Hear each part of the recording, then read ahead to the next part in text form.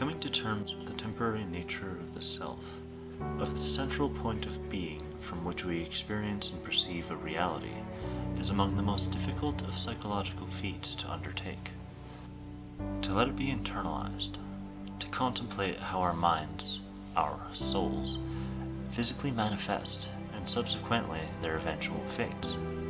When you look at a landscape or a structure or the being reflected at you in the mirror, it is important to do so with time in mind, the chronology of the matter involved.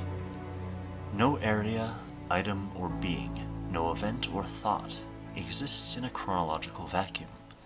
Everything is not only what it is, but what it was and will be, linked inexorably.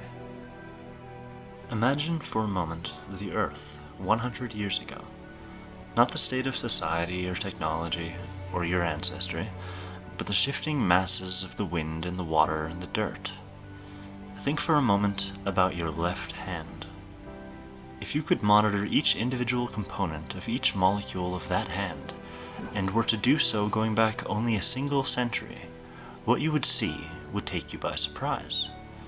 As you turn the clock back, you would see the parts you now consider to be you scatter into fields and oceans and other animals that preceded you. With time, you'd see the molecular structures you now refer to as my left hand return to drifting around the surface of the Earth. This is true of your entire body, and indeed of every physical structure you've ever seen, eaten, or interacted with in any way.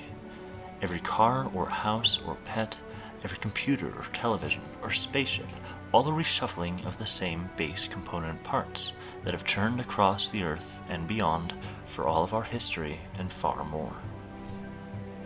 The very brain that manifests the mind currently envisioning this is itself entirely composed of these same drifting components. 1 century before now, you existed.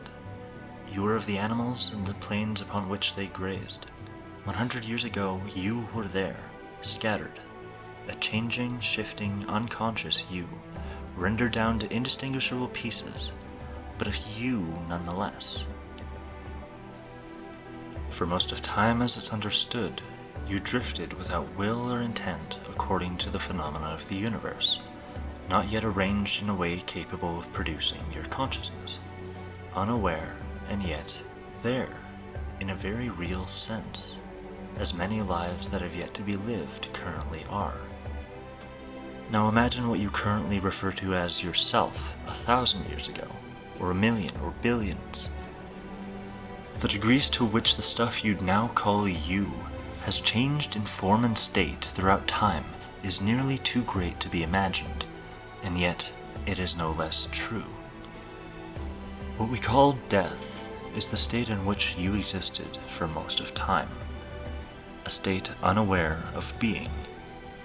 Returning to it is akin to the void before birth. You again scatter. Your cells, their proteins, no longer sustained by your metabolism and consequently no longer capable of generating a mind, disperse, returning to the dirt and the clouds and the air.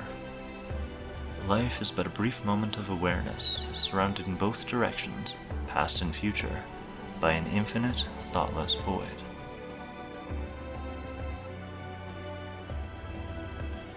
A harsh reality to come to terms with, perhaps, but reality nonetheless.